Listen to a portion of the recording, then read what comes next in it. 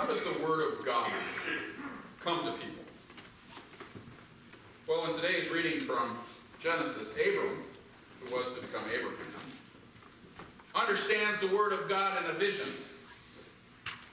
Now, was this a dream or a waking vision? We don't know. It is told that Abraham heard someone saying, "Do not be afraid, Abram. I am your shield, your reward shall be very great." And then Abram starts a dialogue with this divine entity and actually starts complaining. Now I'd like to pause here for a moment to talk about the notion of God in today's scriptures. Abram hears a voice. That's not unusual. Many people have rich inner dialogues. We talk to ourselves inwardly. The voices I hear sound like me because that's who they are. Now, from time to time, I have heard words which didn't sound like me. They seemed out of character. Something I wouldn't tell myself. Or totally out of the blue. These voices which I hear are masculine in tenor and quality. And they hit the hearing portion of my brain, the part which interprets the sounds which normally come through my ears. Yet there is no sound in reality with these voices. And I imagine the experience of Abraham was similar. It made sense that he, a man, would hear God as a man and would interpret God to be a masculine entity, something also like himself or others who he had talked to. Just greater. This is God.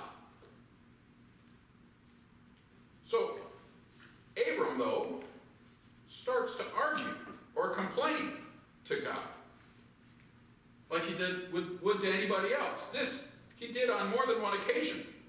God was prevailed upon to change his plans by people in the scriptures who argued with him on more than one occasion. God said, in essence, "Yep, you're right. I hadn't thought about it that way. I'll do it differently. Thanks for bringing it to my attention." Abram was having this type of interaction with the divine, a divine whose will he could change, yet who was telling him to trust in him, even though he had not delivered on a promise to date, the promise to give him a son, and it had been in the story decades. It had been a long time. Yes, the God of the Hebrew Scriptures was a very human-like God, one who could anger, be vengeful, though also merciful and generous, a jealous God, as we heard in our Decalogue this morning. And perhaps because the Word of God was coming through humans, it sounded human. The Word of God always seems to come through people. Flawed, opinionated people. People with cultural biases. People with partial understandings of reality. People who hear perhaps what they want to hear. Yes, the Word of God comes to us in visions, both visual and oral. It comes through our senses. And we are called upon to believe. And so we do. Yet we do not believe all the messengers of God. We believe some and not all. We believe Abram. We believe Moses, Jeremiah, Elisha. We believe Paul. But we do not believe Muhammad. Perhaps we do not believe Joseph Smith. We do not believe people we already know. Like the people of Nazareth, who knew Jesus when he was growing up. They didn't believe Jesus. This Lent, however, I've called upon all of you to look for, to seek out God in your own life and ways. To write down your experiences, to perhaps even share them with others. Now this week in our Lenten series, we're asking folks to to see God in the world and then turn on their electronic eyes, found in their cameras for the most part, to photograph what your eyes show you is divine in the world. And we will be looking for the divine, all of us, through our own internal lenses. We will be sharing our experiences within our own cultural context. And that will not make any of your experiences more or less valid than any others. Jesus taught us to look for God in the least amongst us, because that was outside of the social norms of the time. And it is still true today. I've asked you to look for the divine in the everyday from this pulpit. Look for it in your family and friends. God forbid you should see God in someone you already love. That's hard to do because we put people into niches. We put relationships into proscribed patterns and judge each other by how well or poorly they live up to our expectations of them. Imagine how Jesus' ministry might have been different had his hometown or his family believed in him when he was preaching. The first bishop of Jerusalem was Jesus' brother James. The tradition tells us that Jesus' brother James did not believe Jesus was who he was until he had an experience of the risen Christ. He could not see his sibling as anything special or divine.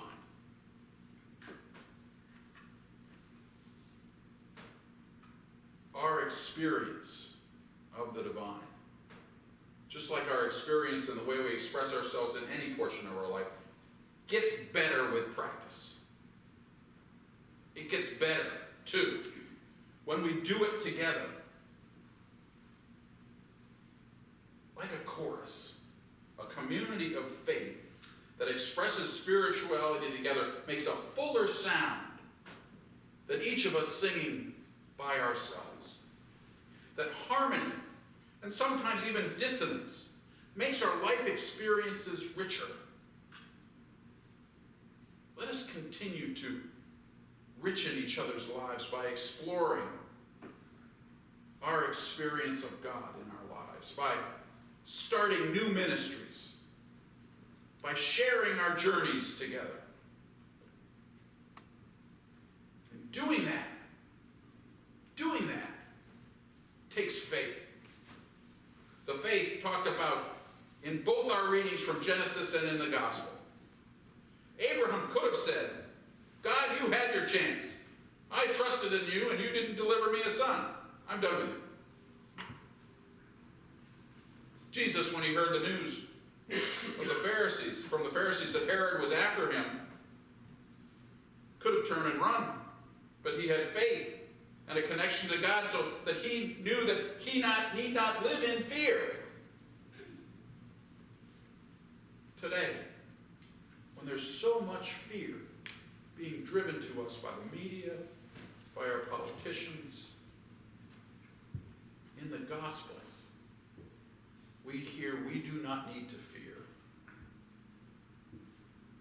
Jesus, who knew the end of the road he was traveling on, he knew where that road led, did not fear.